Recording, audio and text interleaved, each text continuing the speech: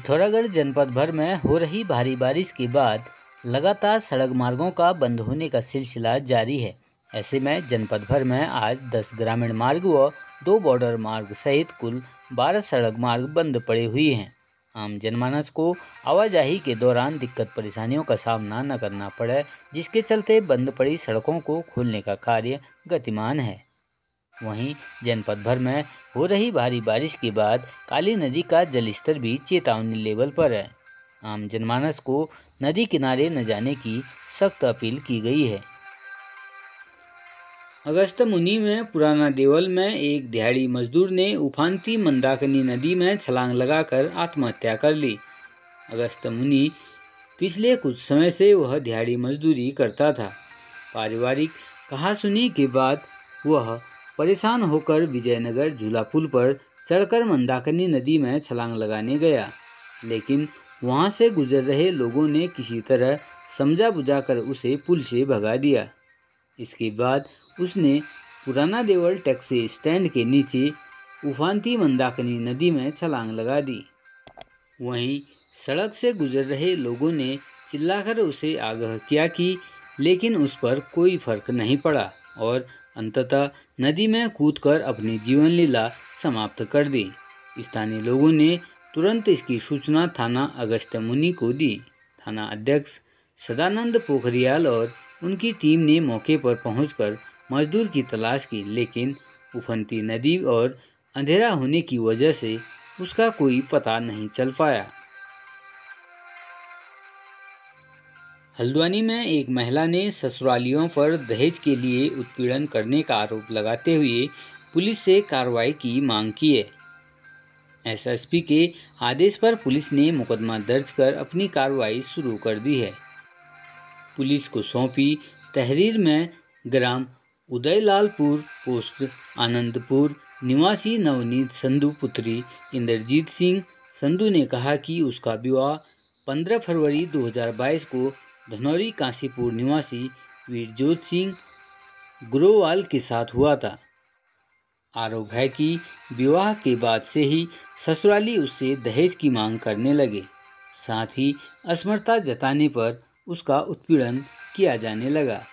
बात बात पर पति आए दिन उसके साथ मारपीट करता।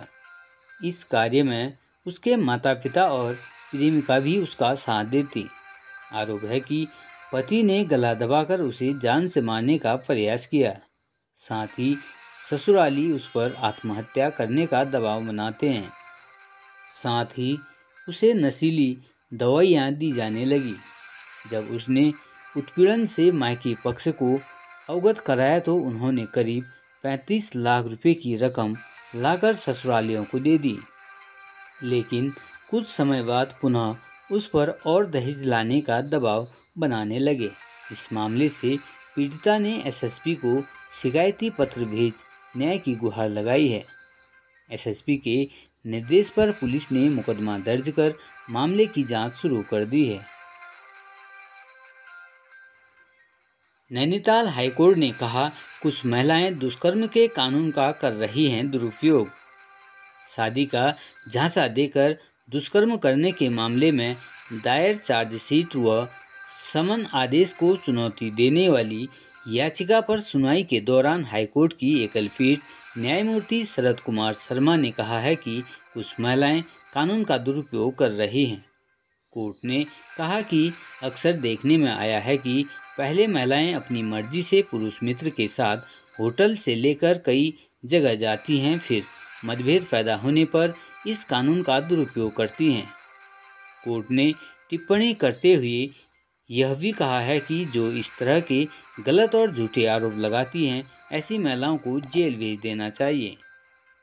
कोर्ट ने एक अन्य मामले का हवाला दिया है कि एक युवती ने खुद अपने केस की पैरवी करते हुए कहा कि उसके पुरुष मित्र ने शादी का झांसा देकर कई जगह ले जाकर उसकी मर्जी के बिना शारीरिक संबंध बनाए।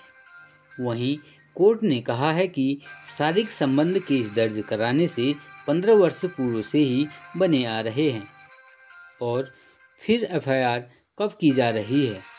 आखिर क्यों कोर्ट ने कहा, ऐसे कई मामले सामने आ रहे हैं जिसमें साफ नज़र आ रहा है कि महिलाएं इस कानून का दुरुपयोग कर रही हैं। एक मामले में कोर्ट ने कहा है कि कई महिलाएं यह जानते हुए कि उनका पुरुष मित्र पहले से शादीशुदा है, इसके बाद भी उसके साथ संबंध बनाती हैं और बाद में शादी का झांसा देकर दुष्कर्म के नाम पर केस दर्ज करती हैं। वहीं कोर्ट ने कहा है कि जो युवती ऐसा कर रही है वह बालिग व समझदार है, कोई बच्ची जो पुरुष के झांसे में आ गई। याचिकाकर्ता ने इस संबंध में सुप्रीम कोर्ट का निर्णय हवाला देते हुए कहा है कि एक मामले में सुप्रीम कोर्ट ने स्पष्ट किया है कि जब किसी बालिग के साथ सहमति से संबंध बनाए जाते हैं तो वह बलात्कार की सहमति की श्रेणी में नहीं आता है।